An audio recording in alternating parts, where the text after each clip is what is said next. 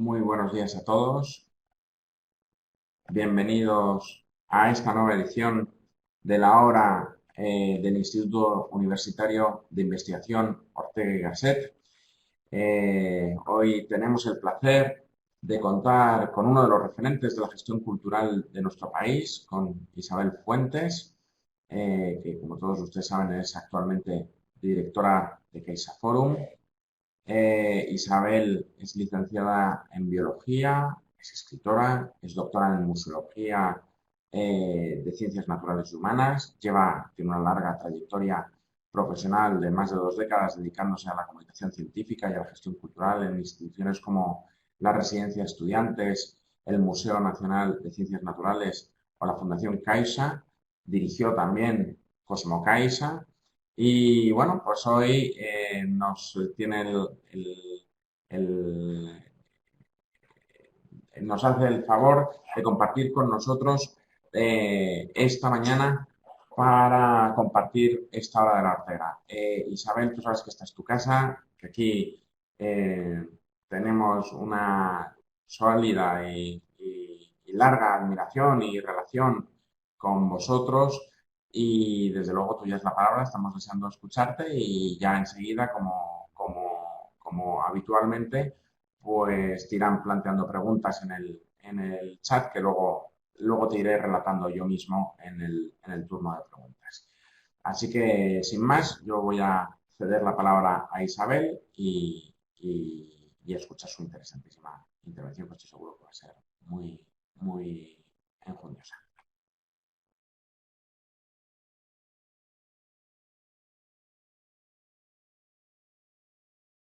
Hola Isabel, activa tu micrófono, por favor.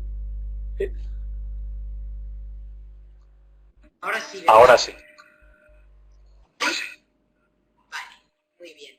Muchísimas gracias, Antonio, por la presentación, por supuesto, pero sobre todo por darme la oportunidad de estar un rato conversando con vosotros sobre este futuro que todos nos preguntamos, los que tenemos interés por la gestión de la cultura.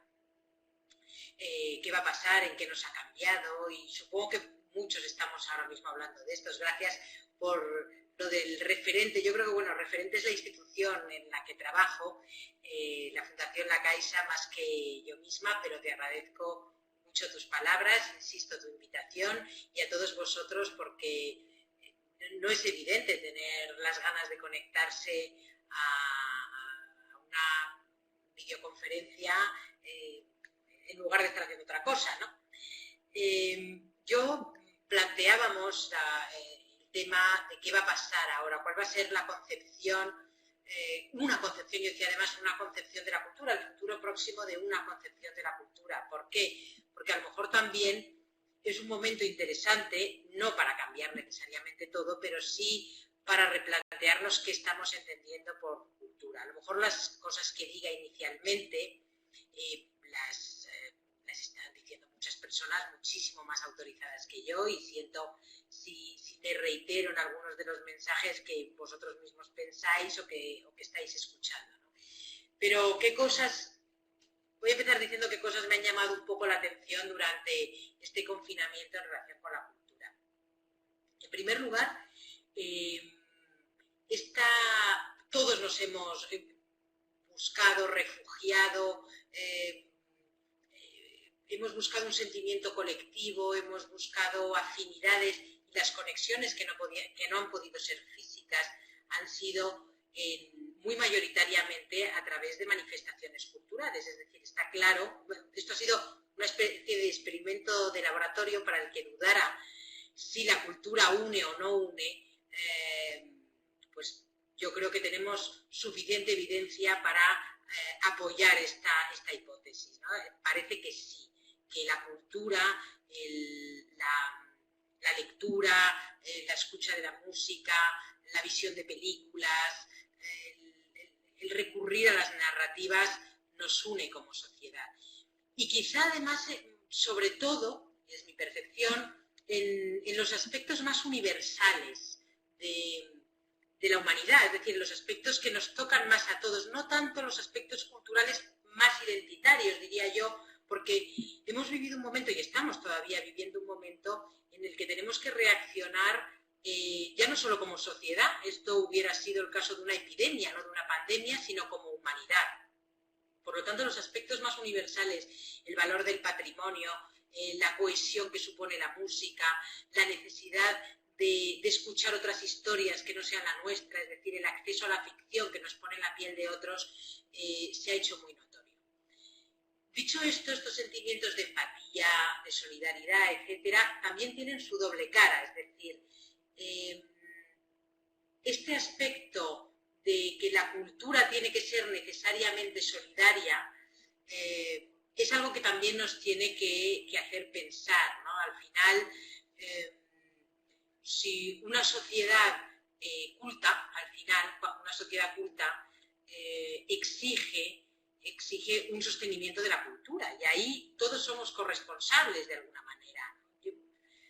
Como anécdotas personales puedo decir que todos hemos estado recibiendo compulsivamente WhatsApps más graciosos, menos graciosos, más políticos, menos políticos, más relacionados con la cultura o no.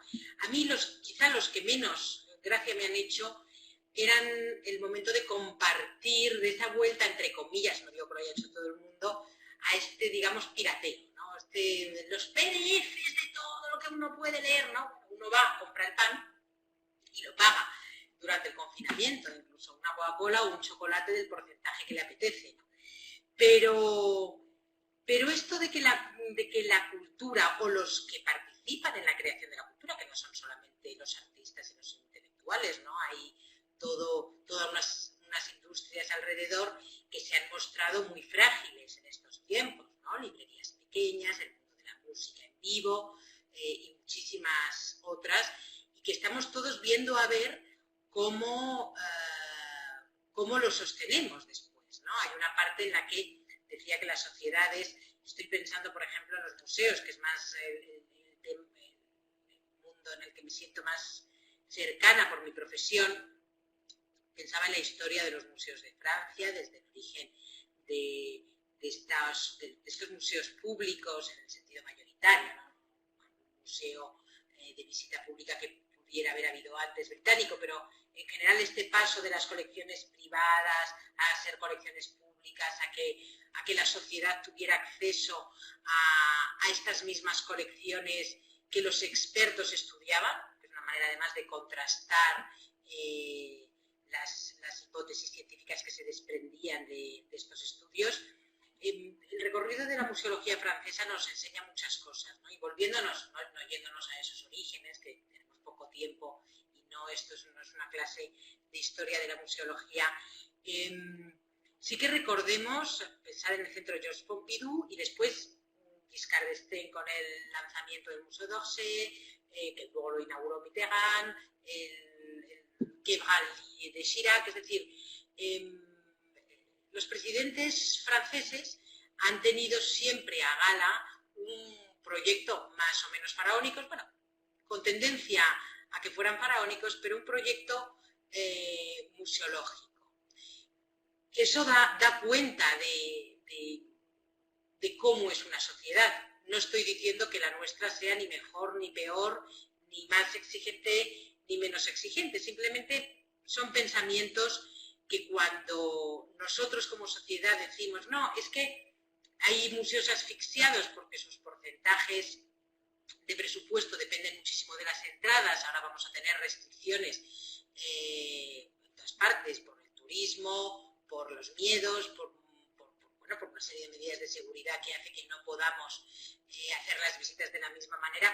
¿Qué va a pasar? ¿Hay un plan B para sostener esto? ¿Qué pasa con las librerías pequeñitas, por ejemplo? ¿Qué pasa con editoriales pequeñitas? Como decía antes, ¿qué pasa con el mundo de la música, ¿no? Sobre todo la música en vivo.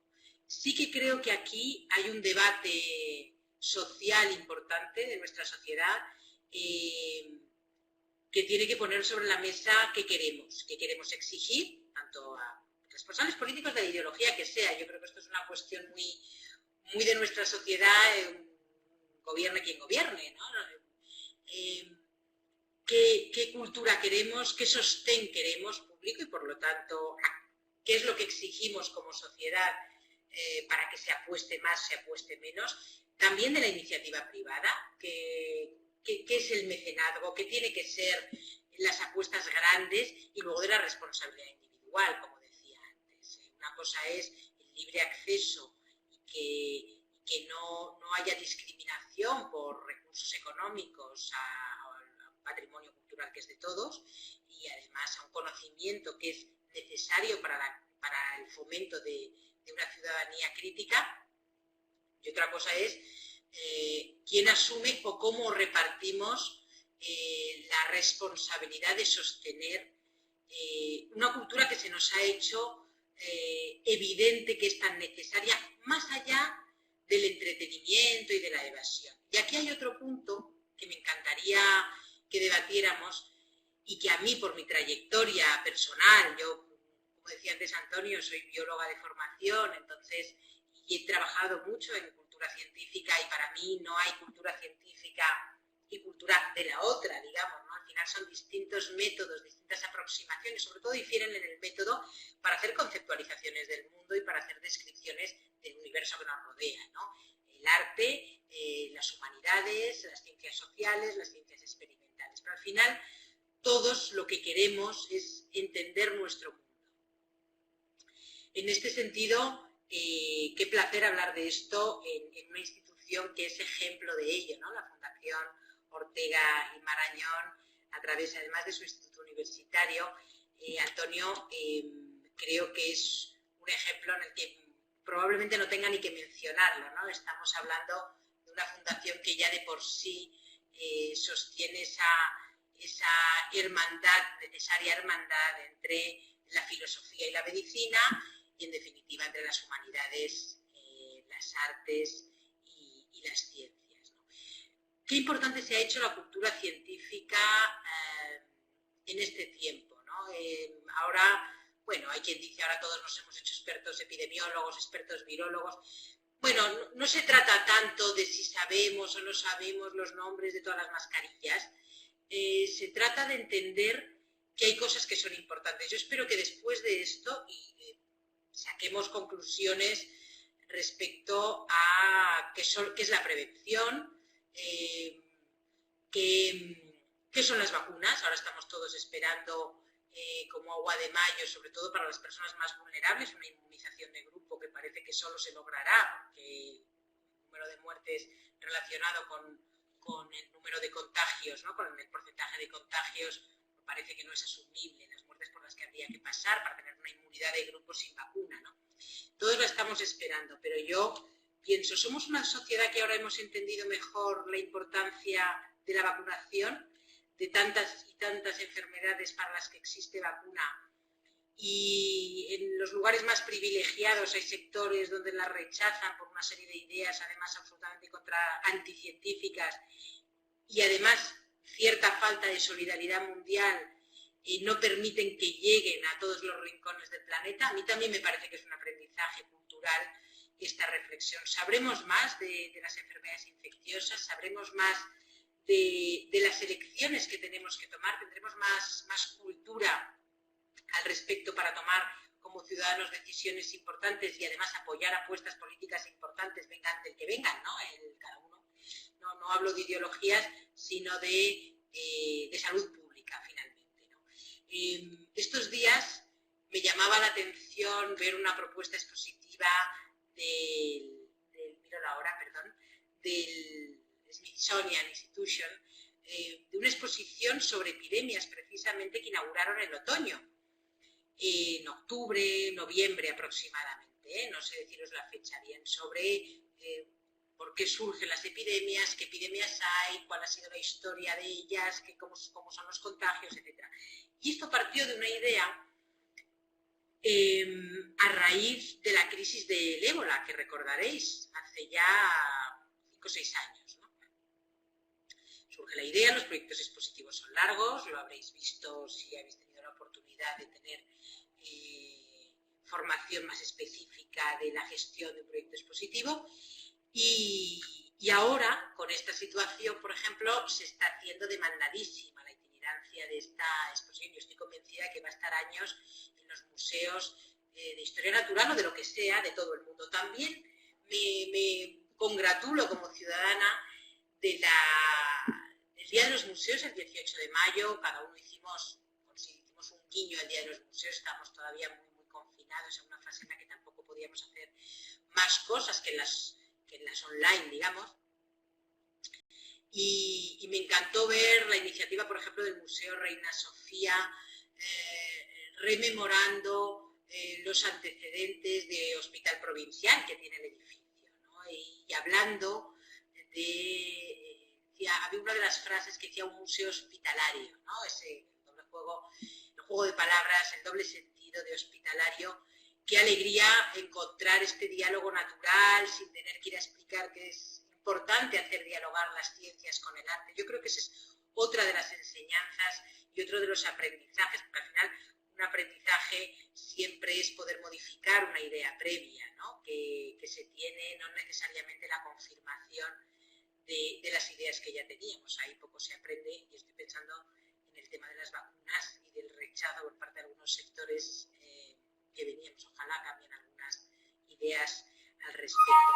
Luego, sí me gustaría retomar, además de pensar en la responsabilidad, cómo se reparte esa responsabilidad, eso es muy importante, entre todos, individuos, sociedad, lo público, lo privado con más capacidad de apoyo, es decir, el mecenazgo, la apuesta individual. Ahora, por ejemplo, hemos tenido montones de ofertas culturales online estupendas. En principio, todas las instituciones se han lanzado a hacerlas de manera también mayoritariamente solidaria. Bueno, vamos a ver cómo repartimos esa responsabilidad. Pero volviendo al papel que ha desempeñado el acercamiento a la cultura, la lectura, sin ir más lejos, la lectura de un libro de toda la vida, el escuchar un concierto, ver una película, visitar un museo con las nuevas tecnologías online, una exposición, ver con una nitidez determinadas grandes obras. Además de esto que ha sido tan tabla de salvación para nuestras mentes, ¿no? Durante este confinamiento, claro, ahora cómo continuarlo, por ejemplo, ¿no? Ahora cómo continuar ese papel, es decir, cómo, sobre todo desde los museos, que los museos ofrecemos, las salas de exposiciones, los centros culturales, como es CaixaForum, cómo podemos seguir ofreciendo ese acercamiento al conocimiento, al deleite artístico y al conocimiento, a la profundización en un tema de nuestro interés, al ser una experiencia pública y de contacto, digamos, que es la gracia que tienen las exposiciones, que es el contacto directo con las obras, ¿no?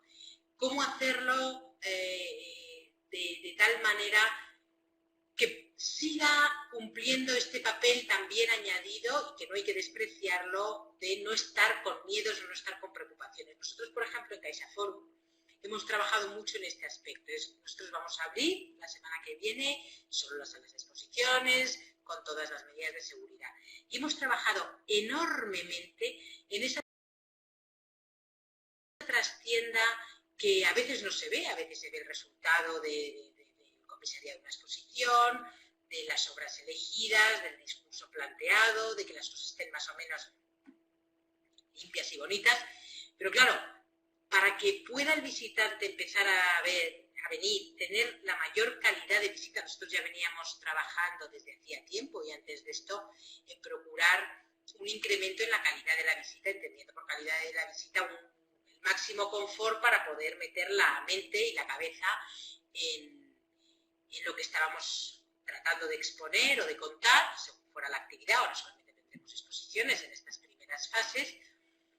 Y ahora hemos trabajado mucho para que el visitante llegue y no note, es decir, se sienta seguro sin que note excesivamente todo lo que trabajamos, esas medidas de seguridad, es decir, cómo controlar el aforo, que tiene que ser limitado, cómo controlar el distanciamiento, cómo, si no podemos hacer visitas guiadas, dispondremos, sin embargo, de la presencia de un monitor, de un educador en la sala de exposiciones al que poder hacer preguntas puntual, es decir, que nadie se quede con una curiosidad, con una cosa que no acaba de entender.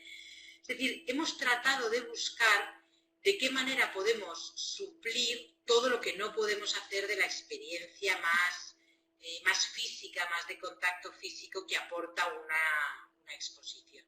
Y esperamos además que esa experiencia sea lo suficientemente rica como para que los visitantes vengan otra vez y se sientan relajados y digan, oye, sí, me meto aquí, me olvido de todo, lo tienen todo bajo control, voy a ver la exposición. Ya se han ocupado en CaixaForum, nosotros reabriremos con la exposición de vampiros, que es con la que cerramos. No sé si alguno vino antes a verla, aquí tengo el catálogo, lo he cogido, hoy estoy aquí por primer día con muchísimas ganas. Hemos ido elemento por elemento viendo cuál es susceptible de los auriculares que hemos hecho. Bueno, pues hemos eliminado los auriculares de los audiovisuales, que hay una exposición que hemos hecho en colaboración con la Cinemateca Francesa y por lo tanto tiene mucho de cine, ¿no? ¿Qué hacer? Bueno, pues hemos trabajado en poner subtítulos a los audiovisuales para que la gente no tenga que ponerse un chisme en la cabeza que ahora nos da cierta aprensión. Es decir, hemos dedicado muchísimas horas a toda esta logística que está detrás de procurar que otra vez en las exposiciones vayan normalizándose como lugar de contacto directo con la obra y con el discurso museológico de una exposición, sin que temamos por si el circuito es seguro o no seguro. Hemos creado circuitos de entrada que son diferentes a los de salida. Lo que iremos viendo todos como ciudadanos en muchos espacios que se empiezan a abrir, pero para que ese acercamiento a la cultura o a esta propuesta específica cultural, como es la visita a una exposición, vuelva a tener ese sentido que los primeros museos quisieron darle, ¿no? Aquellos museos en los que dijeron, no, estos objetos no pueden estar solo en los gabinetes privados, tienen que estar a mano de la observación directa de toda la ciudadanía, porque es un patrimonio común, finalmente. Veo que nos acercamos a Iberia. No he estado leyendo, no me veo con la capacidad multitarea de ver las... Vale, ya me decís después. Vale, entonces quería revisar estos temas, sobre todo el pensar en qué papel ha tenido la cultura, el valor de la cultura científica, que espero que esto haya sido un antes y un después en nuestra sociedad, los valores más universales compartidos de la cultura. Bueno, una pandemia tiene esto, que es universal. La corresponsabilidad, que hay que pensar muy bien qué modelo de viabilidad cultural queremos para nuestra sociedad. No es evidente, las cosas no son blancas o negras, pero hay que pensarlo y hay que exigirlo. Que la cultura, yo muchas veces pienso, quizá por mis orígenes como bióloga, cuando veo la pregunta, ¿qué es antes, la gallina o el huevo? Está clarísimo que el huevo. Ningún biólogo lo duda, ¿no? Que antes es el huevo que la gallina. Pues esto es lo mismo, ¿no? Si queremos igual administración, ¿no? Un Estado, una comunidad autónoma, lo que corresponda, nuestro país es muy singular en este sentido, que responda a una apuesta constante, independientemente de cambios, etcétera, por la investigación y por la cultura, y por la educación, por supuesto. Para esto, claro, esto lo exige una sociedad culta, ¿no? Y una sociedad que es capaz de apostar por ello. Volviendo al tema, y ya voy a ir cerrando porque estoy haciendo pequeñas adenditas o pequeños anexos a las cosas que realmente ya he contado. Yo pensaba con los temas de la prevención, que a mí me interesan particularmente, ¿no? En el sentido, la prevención no es paranoia, son cosas distintas. También somos un país que no tenemos una fábrica de vacunas, nunca la hemos exigido, quiero decir, que no es una cosa que la hayamos tenido y no la tengamos, o que la hubiéramos querido tener, no, es algo que yo creo que como sociedad no nos hemos planteado, ¿no? Del mismo modo, comparándolo a estas instituciones que custodian nuestro patrimonio, ¿no? Tenemos países cercanos que nos rodean, con unos modelos que responden, ¿no? Culturales, pero en el sentido muy amplio de la palabra, que yo creo que es una buena ocasión, no de crítica necesariamente, sino yo creo que es un punto de inflexión interesante para sentar las bases de qué cultura queremos, y sobre todo pensando en que queremos una sociedad culta, más culta, no digo que no lo seamos, una sociedad más culta que nos permita ser ciudadanos exigentes en las cosas en las que luego nos encontramos que tenemos que serlo. Y yo creo que con esto me gustaría dar paso ya a los comentarios y no consumir más tiempo para poder conversar con vosotros. Pues muchísimas gracias, Isabel. Me quedo con ese dato que has dado de París la semana que viene. Desde luego, es un camino multidisciplinar, no tanto a nosotros como vosotros siempre lo hemos primado desde el mayor afecto, porque efectivamente el conocimiento solo puede ser multidisciplinar, no hay sectorizaciones, por mucho que la especialización muchas veces se empeñe en ello. Y tu intervención ha suscitado pues unas cuantas preguntas. Te plantea Ruth Cuenca si ha nacido un tipo nuevo de cultura durante el confinamiento. Los artistas han utilizado las redes sociales para tener un contacto directo con el público. ¿Cómo entiendes esa cultura durante el confinamiento? Creo que has respondido bastante a esa pregunta durante tu intervención. Y a propósito de la misma, Beatriz Moreno pregunta y añade, ha nacido una nueva forma de consumir cultura, digo, más allá de la crítica que has hecho a los contenidos gratuitos, que efectivamente comparto plenamente y demás. Creo que esta reflexión sobre una nueva forma de consumir cultura durante el confinamiento. Yo creo que hemos explotado algo que estaba ahí, que es la utilización de los recursos digitales, que además queda muchísimo por recorrer, ¿no? En las formas, en la educación también se ha visto, bueno, estamos en un ejemplo de ello, ¿no? Estamos dando una charla a distancia y quedan muchísimas, creo que hay, yo las desconozco, pero que hay una cantidad de herramientas para hacer cosas desde el punto de vista educativo y cultural enorme. Y eso no es malo, esto es como si en el momento en que se inventa la imprenta, uno dice, bueno, ¿y esto es bueno o malo? Pues claro, todas las innovaciones tecnológicas cambian las formas de producir y de consumir cultura, y en el momento en que cambian las formas, yo soy de las personas que cree que la forma y el fondo van muy de la mano, ¿no? Y que al final no va antes la mente que el discurso, sino que se construyen muy en paralelo, ¿no? Las palabras condicionan el pensamiento y no es que haya un pensamiento previo a las palabras. Creo que se puede extrapolar a los medios. Claro que habrá nuevas formas. Y aquí yo creo que hay dos debates interesantes. Uno, se abre todo un mundo y además que se ha vulgarizado utilizando la palabra francesa sin que sea peyorativo, ¿no? La utilización de estas herramientas, por lo tanto, hágase la luz, o sea, a ver qué sale de todo esto, me parece muy bien.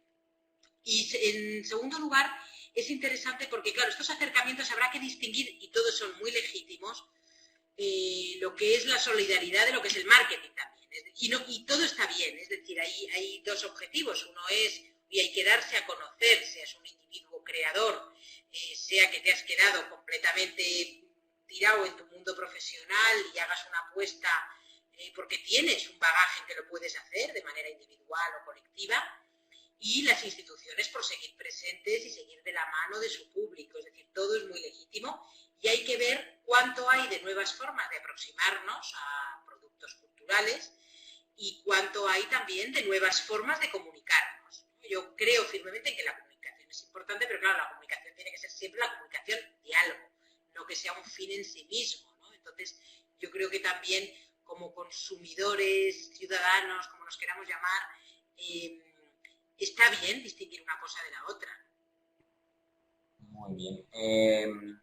José María Pajón te pregunta sobre las lenguas vernáculas como expresión de culturas. ¿Sirven también de instrumento de aislamiento entre los pueblos? Es una pregunta. Bueno, como instrumento, bueno, no sé si yo soy una persona muy autorizada, no soy experta en eso. Sí que te puedo decir que quizá por mi formación biológica te diré que por una parte creo que la diversidad siempre es buena, o sea que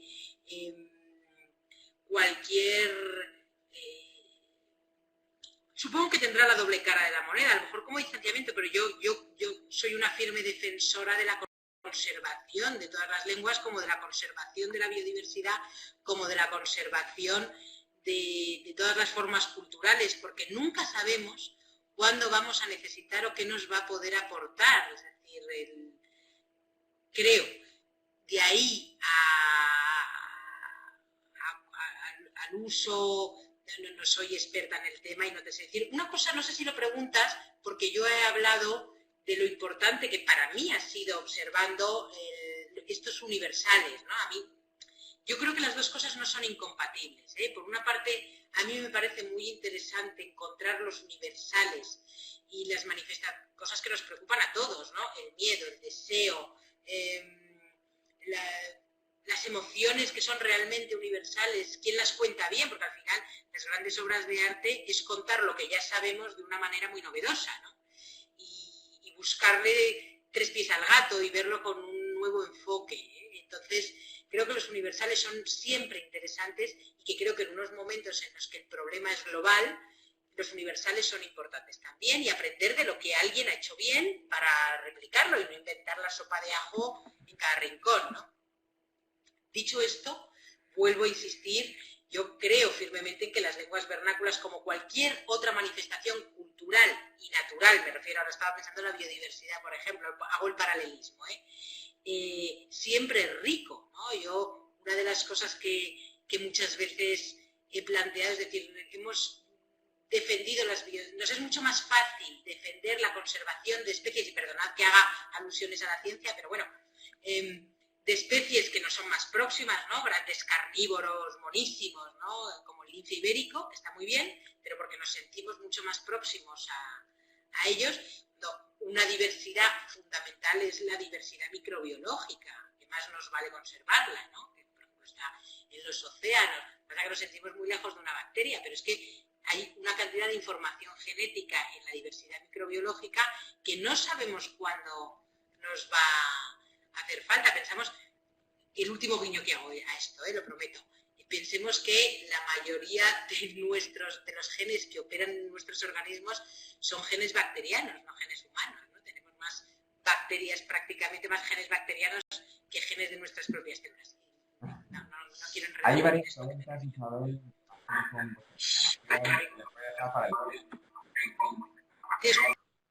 Digo que hay varias preguntas en relación con vuestra programación que las dejo para el final. Te voy a plantear ahora las demás, y así ya terminamos con la programación vuestra y ya seguimos, ¿no? Pero te hago primero las más reflexivas, las otras preguntas, ¿no? Pregunta Lázaro Oyer. Hablando de cultura y nuevas tecnologías, ¿qué está por venir? ¿Qué nuevas tecnologías están a las puertas de cambiar las formas de crear y consumir cultura?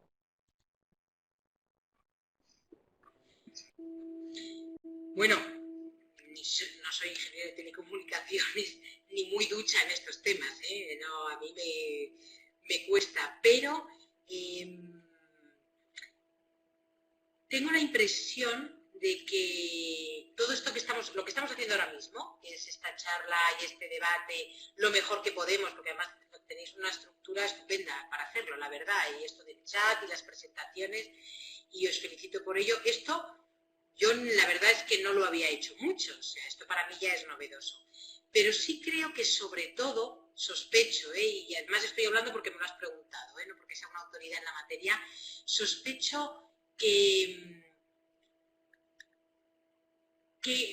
se van a seguir desarrollando también por una cuestión ya no solamente por el temor al contacto social, sino por una cuestión de sostenibilidad, es decir, los transportes son los que son, entonces pues claro que seguiremos visitando sitios y claro que seguiremos viajando, pero a lo mejor hay muchísimas cosas que podremos hacer de esta manera, y creo que hay además unos recursos para la educación y sobre todo la educación universitaria, y a lo mejor no solo la educación universitaria, fantásticos de separación por grupos para hacer trabajos, intervención de unos, intervención de otros. Es decir, que hay una serie de herramientas inventadas que yo no las conozco, que pueden permitir combinar una educación a distancia, un acceso cultural a distancia.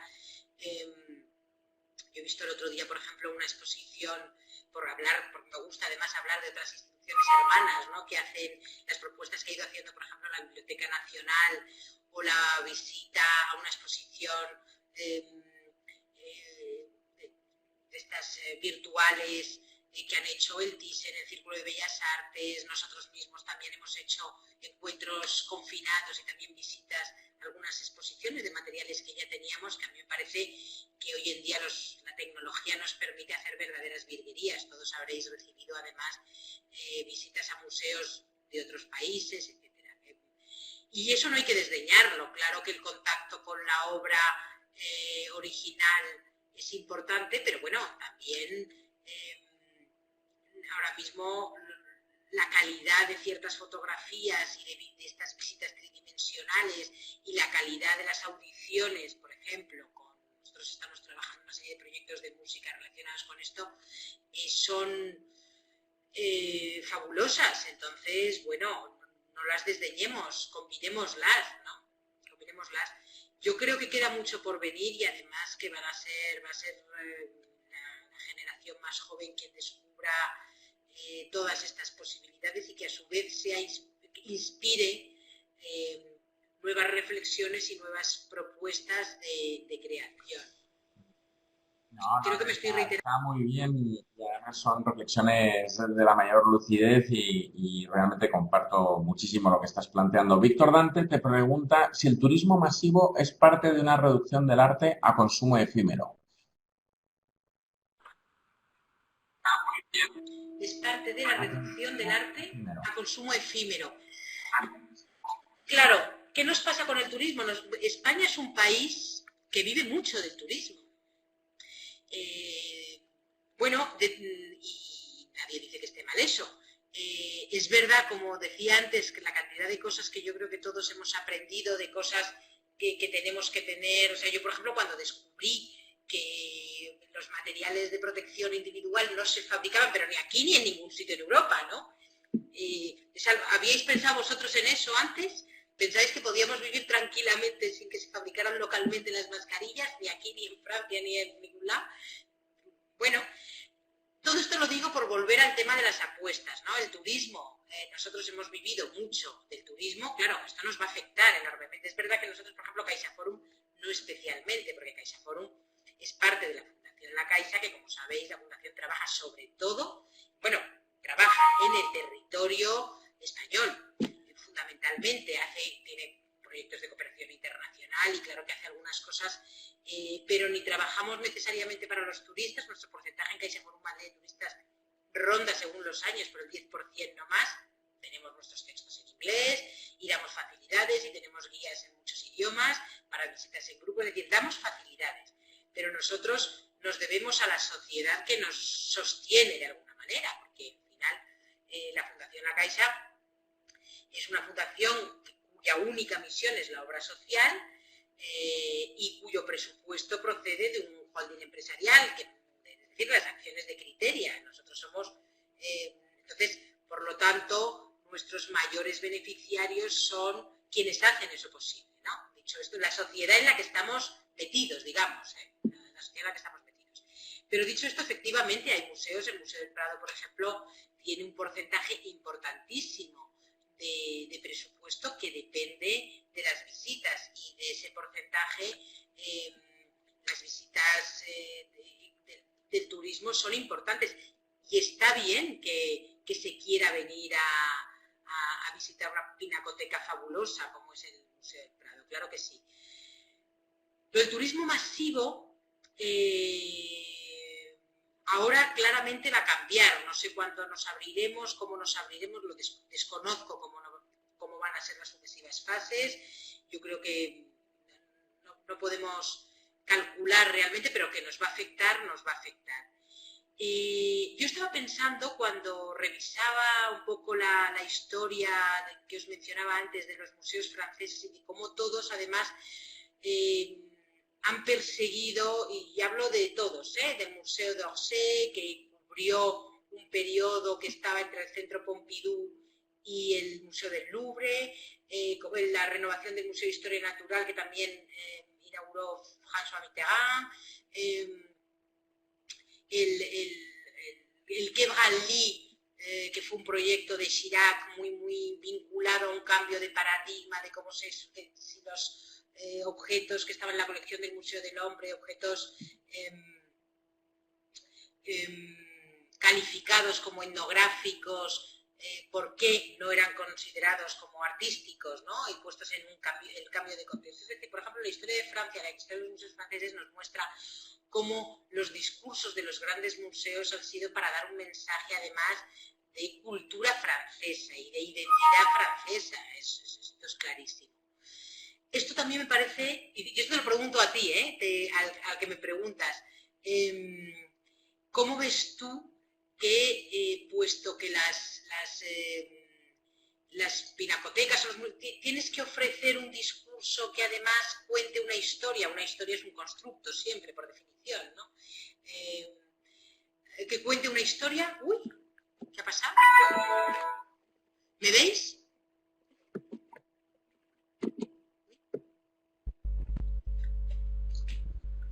Sí, ¿sabes? ¿Me veis? Perdón, es que yo no veo. Que se me ha ido, tenía que dar la esta. Hay muchas reflexiones que hacer en torno al turismo. El turismo, cuando hablamos, nos interesa el turismo que venga muy en masa, que no respete mucho, que tampoco tenga interés por nuestra cultura. Nos interesa un turismo que valore y que venga, pues, un patrimonio cultural y natural en España grandioso, le sacamos el suficiente valor. ¿Qué apuesta hacemos también por ese turismo? ¿Cómo hay que hacer esa apuesta? Yo, por ejemplo, muchas veces he pensado,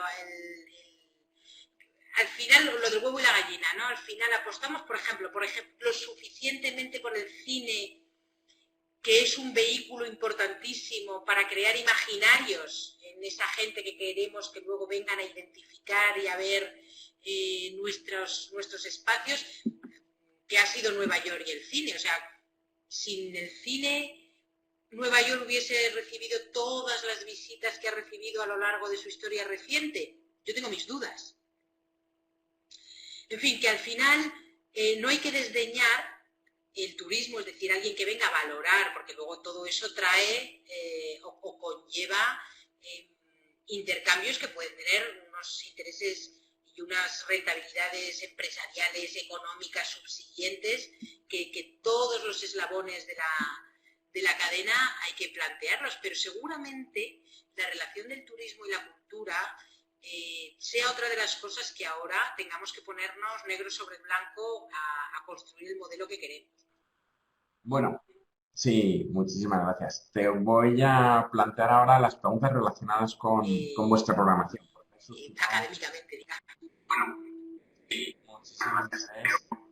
Como dice Arantxa, dice curioso con información de vampiros, el disco, que son jóvenes y que, desde luego, por todo lo que ha pasado en torno al debate relacionado con el origen de la COVID, pues en sí mismo tiene muchísimo interés, ¿no? Pero luego te pregunto, si te pide si puedes repetir el calendario, ¿no? Y la programación de esa exposición. También si puedes explicar un poco los grandes proyectos que tiene CaixaForum para los próximos meses, para el próximo curso entero, diría yo. También te pregunta Blanca Ramos si estará disponible la información sobre los protocolos de seguridad en la web de CaixaForum para que el visitante anticipadamente pueda saber qué se va a encontrar y qué tipo de tiempo tiene que retener y demás. Y estoy repasando todas las demás. Bueno, ahí Luis García, que es la última pregunta en relación con vuestra programación, pregunta que qué medidas piensas que deberían tomarse para evitar que el mundo de la cultura se vea obligado a volver a cerrar en caso de un nuevo confinamiento. Creo que eso es un insondable y es imposible que lo sepas tú ni nadie, ¿no? Entonces, ya nos gustaría a todos saber efectivamente las medidas que deben tomarse para evitar que nos viéramos obligados a cerrar en otoño, ¿no? Claro. En fin, cuéntanos un poco, por favor, vuestra programación y qué medidas vais a Pues tomar bueno, para que se pueda voy, visitar como siempre, con voy el a hacer máximo placer, un recorrido por vuestra... todas estas preguntas, empezando porque en la web ya tenéis lo que os puedo contar, porque, a ver, os voy a hacer un dibujo grande, o sea, un esbozo de la situación. Ahora mismo nosotros hemos anunciado hoy, está en nuestra página web, que abrimos la semana que viene. Están todos los protocolos descritos. Hemos medido mucho además los aforos, está todo, los protocolos, como bien preguntabas, descritos para que la gente pueda venir tranquila y sepa cómo tiene que venir además, que no es nada inusual, vamos. Por otra parte, vamos a favorecer la venta online de las entradas a la exposición, que es lo único que vamos a tener abierto, a la exposición, la venta online por franja horaria, porque eso facilita la vida a mucha gente. Y además, no solo para que nosotros lo gestionemos mejor, sino que mucha gente se va a sentir más cómoda si sabe que va a tal hora con su entrada y que no es una cola de estas muy diseminada por la calle, etcétera. Bueno, pues eso seguro que es muy demandado, por lo tanto lo hemos puesto. No va a ser exclusiva, es decir, hay un porcentaje menor que el de venta online que vamos a poder vender en taquillas. Vamos a intentar que sea el menor posible y vamos a cortar aforos porque creemos que lo más razonable en la medida de lo posible, ya que todos nos hemos espabilado un poquillo con estas nuevas tecnologías de las que hablamos, y empiezo hablando por mí, bueno, pues esto ayuda, no lo vamos a negar. Vamos a abrir con la exposición que quedó cerrada cuando tuvimos que confinarnos, de vampiros. Una exposición de vampiros de evolución del mito, sobre todo en el cine, también literariamente. Vaya exposición, ¿no? Acordaos de Nosferatu y de esa peste. Es decir, bueno, pues habrá cosas que nos resuenen y que nos remuevan en el contenido mismo de la exposición, y mucho cine, mucha historia del cine fabulosa. Con esto abrimos sin visitas guiadas, están prohibidas, vamos, esto lo dice el BOE, no lo digo yo. No puede haber visitas guiadas, no puede haber consignas, todo esto está explicado en la web y seguimos lo que marca el Ministerio de Sanidad. Pronto abriremos nuevas exposiciones, pero las iremos comunicando poco a poco. ¿Por qué? Nosotros anunciamos un programa, lo anunciamos en septiembre a la prensa, un ciclo anual. Hemos tenido que hacer algunas modificaciones y estamos tratando de acabar de atar algunos cabos, porque en lo que estamos todos los museos y centros de exposiciones, centros culturales, es en qué pasa con los préstamos. O sea, no puede haber viajes internacionales, ciertas piezas. Ahora hablo del dibujo general, de lo que les pasa a muchos casos. Tenías que devolver unas piezas a Estados Unidos, pero en Estados Unidos ahora mismo no hay movimiento de patrimonio. No hay objetos que se trasladen, ni de patrimonio ni de ventas, ¿no? De cosas, me refiero, que no. Por otra parte, hay piezas que solamente pueden estar fuera en determinados estados de circunstancias de conservación, por muy buenas que sean. Por ejemplo, los que tengan mucho papel expuesto, pues por mucho que tengas la temperatura y la humedad y la luz a las condiciones que se supone que todos los museos mantenemos, las condiciones acordadas internacionalmente, pero claro, tienen que tener una duración determinada fuera o dentro de las colecciones. Es decir, hay muchísimas circunstancias, hay préstamos comprometidos, con lo cual, ¿qué haces? ¿Desmontas una exposición o no? Entonces, todo este Tetrix que estamos organizando y reorganizando, nuestro anuncio oficial es que abrimos con vampiros, próximamente tendremos más cosas, pero no actividad por el momento. No actividad, me refiero a conferencias físicas, actividad educativa tampoco, es decir, solo la exposición por el momento. Esperamos que durante el verano, y no muy tarde, pero durante el verano podamos inaugurar otra.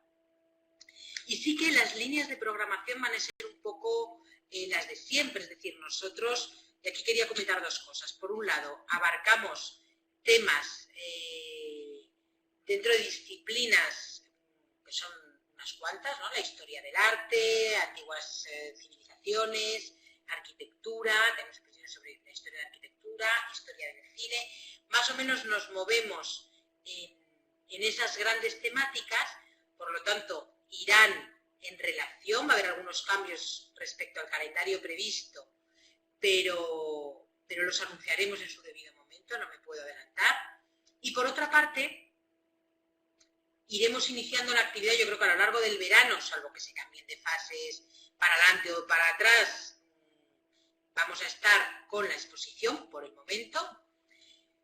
Y lo que sí quiero deciros es que para nosotros otra de las oportunidades o de los apoyos que hemos tenido es que trabajamos mucho con grandes alianzas con instituciones museísticas de referencia, ¿no? Como puede ser el Museo Británico, el Museo del Louvre, la Cinémathèque francés, pues una serie de instituciones con las que venimos realizando varios proyectos expositivos desde hace años para los diferentes CaixaForums. Pensad que tenemos CaixaForum en Madrid, en Barcelona, Zaragoza, Sevilla, Palma de Mallorca, y estamos construyendo Valencia y Tarragona, Lérida y Gerona, ¿eh? Entonces, somos un modelo, digamos, con un solo departamento de exposiciones de arte y de cultura que programa para los distintos CaixaForum en red y juega un poco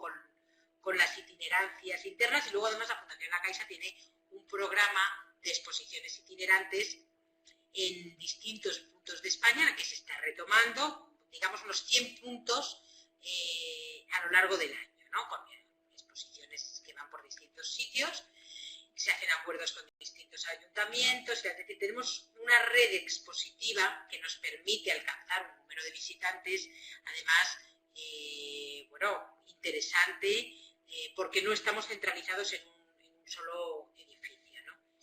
Entonces, estas grandes alianzas, para las cuales, claro, nosotros se renuevan y se refuerzan, porque nosotros también cumplimos dos cosas. Por un lado, se nos supone con los estándares de conservación, de cuidado de aforos. Ahora, el tema de los aforos, yo recuerdo que casi fue también más laborioso, no más laborioso porque ahora hemos trabajado muchísimo, pero también trabajamos mucho para cuidar los aforos con exposiciones que han sido muy masivas. Por ejemplo, estoy pensando en Andy Warhol, pero no, esto sí que nos ha requerido, ha sido más laborioso este nuevo plan, la verdad. Por un lado, con el cuidado, la conservación de las obras, y por otro lado también con su explotación, entre comillas, con su aprovechamiento, me gusta más la palabra, educativo. Es decir, una de las características que tiene, yo creo, que la visita a las exposiciones de los diferentes CaixaForum es los distintos niveles de lectura, ¿no? Se puede profundizar más, se puede profundizar menos, hay unos textos introductorios, luego hay mucho detalle, tenemos, si quiere alguien saber más, las audioguías, las visitas guiadas a diferentes niveles.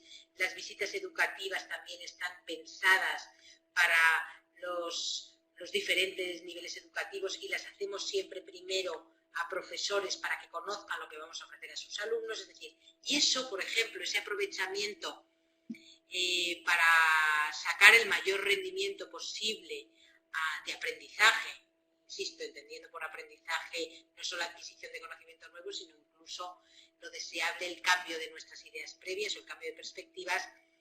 Claro, ahora no lo podemos hacer porque no se pueden hacer visitas guiadas, entonces nosotros hemos optado por tener la exposición y audioguías. Ahora no se nos permite. Tenemos la exposición, hemos modificado los elementos que pudieran ser más de toqueteo, digamos, o más comunes, los hemos sustituido por otros que permiten cierta distancia social, y lo que sí hemos hecho y desde el principio hemos planteado, como os decía antes, es contar con un educador en la sala para poder tener ese tú a tú. Por supuesto no se van a crear visititas en grupos pequeños, no, es una duda, una pregunta, una curiosidad, que nadie se vaya sin ese dato y que nadie se quede con las ganas de ¿y esto cómo era? O esto, cualquier duda, ¿no? Nos parecía importante conservar ese...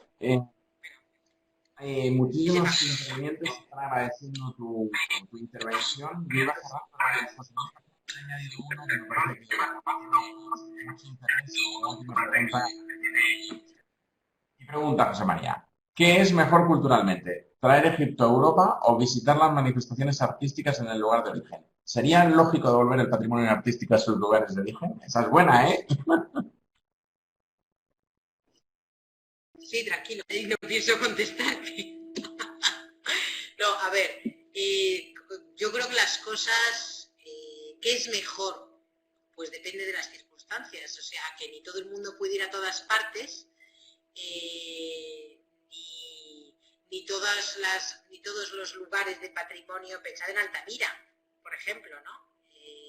¿Tiene valor una réplica?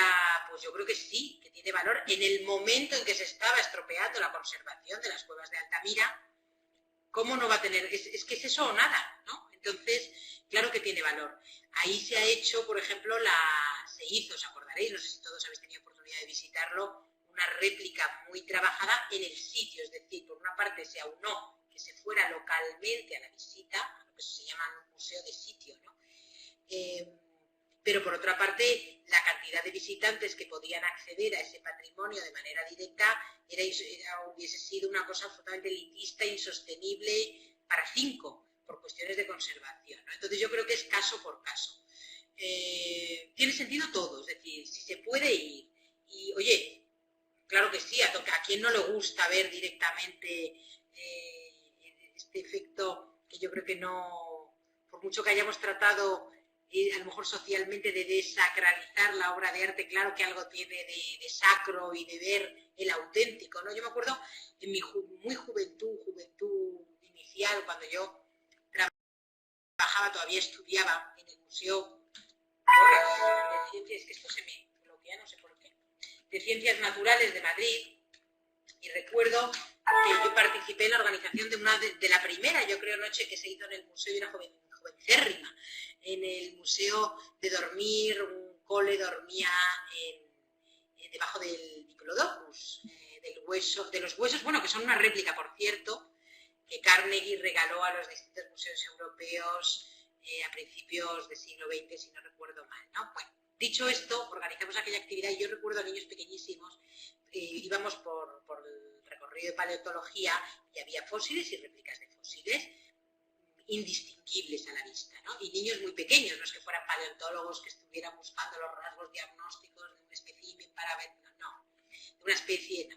Y me acuerdo de una pregunta que se repetía mucho ¿pero es de verdad o de mentira? ¿Es de verdad o de mentira? Y entonces desconectaban completamente, o sea, en el momento en que les decías es una réplica y es de resina, es como ya me deja de interesar el trilobite por completo, ¿no? Que hay algo del encuentro con la obra que, hombre, si uno se lo puede permitir y visitarlo todo es fantástico. Eso no quita para que hacer accesible con los medios que tenemos, fotografías, documentos. Bueno, acordaos de los documentales de Cousteau, sois muy jóvenes, pero es que el océano, mi generación lo ha conocido, el océano gracias a los documentales de Cousteau y la naturaleza ibérica gracias a los de Félix Rodríguez de la Fuente. Y eso es así. Es decir, que eso luego te hace querer ir al sitio, querer acercarte a ver la naturaleza de verdad, o las pirámides de verdad, o la Gioconda de verdad. Eso es otra historia. Pero que lo cortés no quita lo valiente, yo creo que sí. Y en cuanto a la devolución, francamente no me voy a meter en ese debate. Muchísimas gracias. Ha sido un auténtico placer escucharte. Como siempre, llena incitaciones y... Perdón, quiero añadir una cosita. Y de observaciones agudísimas. No sé si se me está viendo. En todo caso, desde luego, a ti te hemos escuchado bien, que era lo importante, ¿eh? O sea, que a todos ustedes darles las gracias. No sé si Isabel se la ha pasado la agradecerles a todos su asistencia hoy a la hora de la Ortega. Decirles también que a partir de la semana que viene vamos a entrar en el horario de verano. Vamos a empezar de julio y agosto, de junio, julio y en adelante, la hora de la Ortega de 5 a 6 de la tarde para acomodarnos también a pues, el retorno a los lugares de trabajo, también para incorporar con mayor facilidad, que hemos tenido también mucho público latinoamericano que nos sigue en esta hora de la Ortega y, por tanto, a partir del 1 de junio, que será el 2 porque el 1 es lunes, la hora de la Ortega retomará a las 5 de la tarde. De todos modos, todavía nos queda la sesión de mañana. Les conviene a todos ustedes a acompañarnos entonces. Y a ti, Isabel, pues muchísimas gracias, que ahora te hemos recuperado, ya se te ve, ya, ya supongo que te oímos. Muchísimas gracias, no sé si has escuchado lo que he dicho, que has estado, como siempre, llena de incitaciones. Nos, nos han entusiasmado a todos en esta hora de la Ortega. Muchísimas gracias. Gracias a vosotros No, por un aguantarme. placer, mujer. ¿Qué hacemos ahora? ¿Colgamos? ¿Colgamos? ¿O cómo se